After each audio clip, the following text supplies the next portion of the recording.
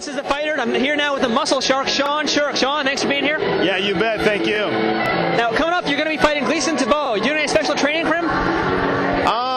I train like I always train. I train hard and I diet hard and I try to, obviously I'm always trying to get better and improve my weaknesses, improve my strengths. So I just do the same stuff, I haven't had a chance to see any video on him yet, so I don't know a whole lot about him other than the fact that he's a southpaw.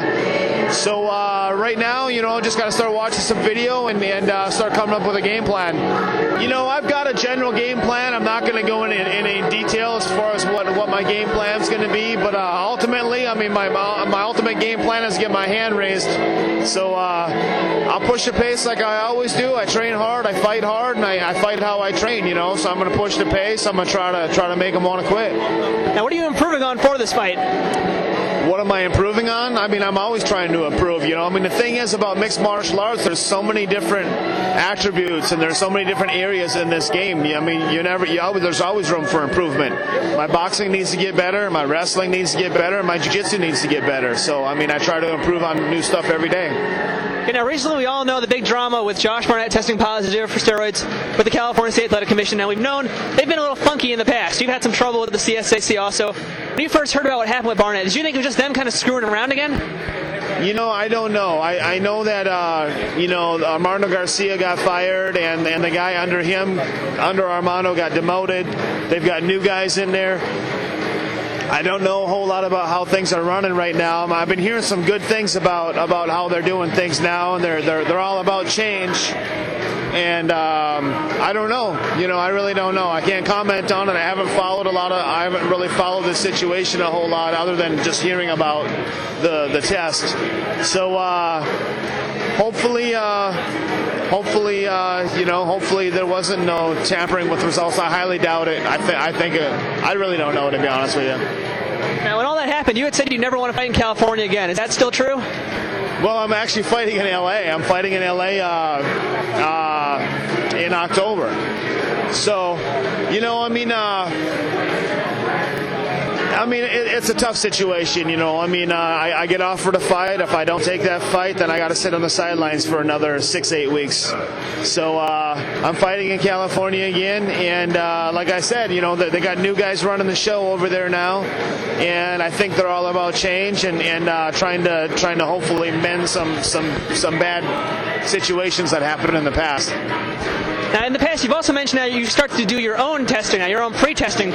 What is that process to pre-test your supplements? Well, I can't pre-test my supplements because they charge, a couple $100 per supplement, and I'm still taking like 15 different types of vitamins and supplements and stuff like that. So we're talking a lot of money to get all that stuff tested.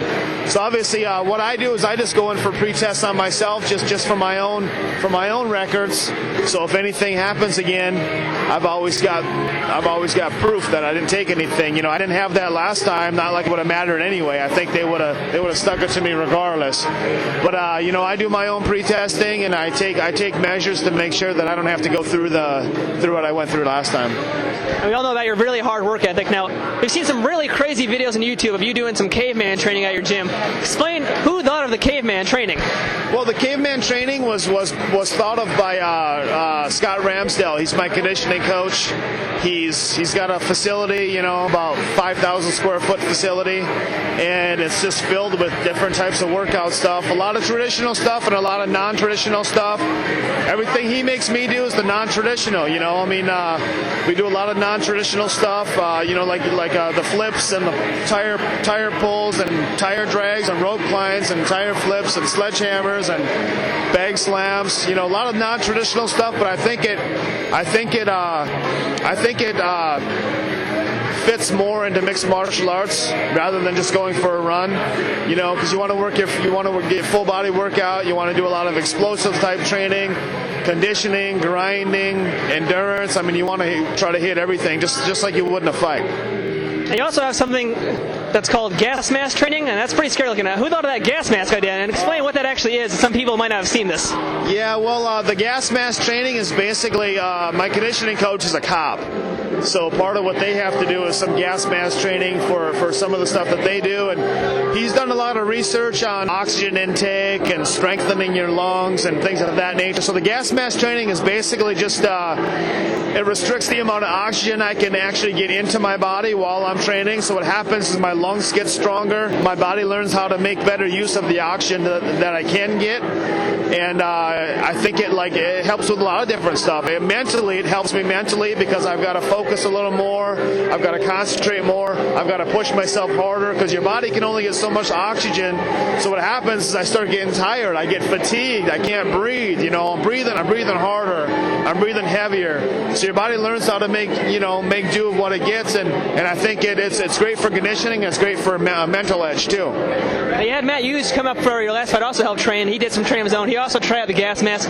Who else has survived the gas mask training? The guys, as far as the fighters that use it, myself, I use it a lot. Nick Thompson does it. Guys that come in to train with me, they always want to try it because they see the video of it and everyone is curious of how it works. So I'm curious to see it, not to try it out. A lot of guys want to try it out, and a lot of guys love it. Hughes loved it. We did when Hughes came out, that workout that was on YouTube, that was like 45 minutes. That was like a 45-minute workout. We were busting ass, and after it was all over with, he says, "Let's do another round," and we're like, "Okay, let's do another round." Fuck, I'm not going to say no. But he loved it, and I think it's just part of the next the evolution of conditioning. Right now, you're 2-2 in your last 4 fights in the UFC.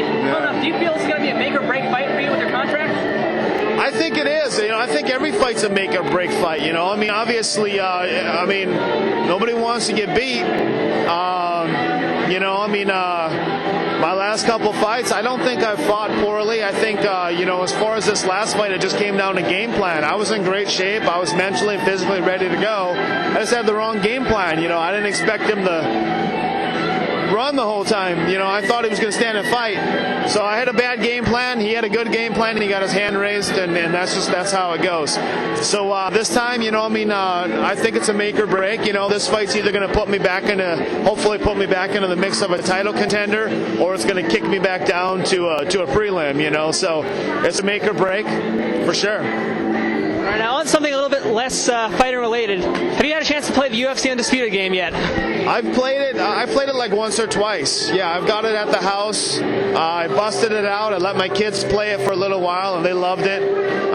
They kept wanting to be me, and they kept losing, so that was a little odd, Yeah. So it's good, man. I think the game's pretty damn realistic. Are you happy with how your character came out, aside from your kids losing the fights? My character, I think it looks realistic. Yeah, it's a little surreal to see yourself on a video game, because something I've always wanted, and it's pretty cool, man. It's cool. And you also have your own action figure now too, Round 5. How's that look for you? The action figure looks good. I've seen a couple of them here today. The company's doing real well, and they got a big announcement. I don't know if they announced it yet, so I won't say anything. But there's more good stuff to come with that. Are you going to be getting a Jakks-specific UFC figure also? I will be scheduled for 2010, early spring.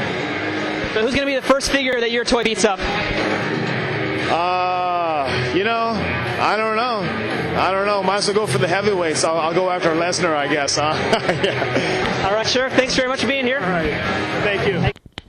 This video is sponsored by FindMMAGym.com. Looking for a new place to train? Head over to the best online directory for MMA gyms across the U.S. FindMMAGym.com.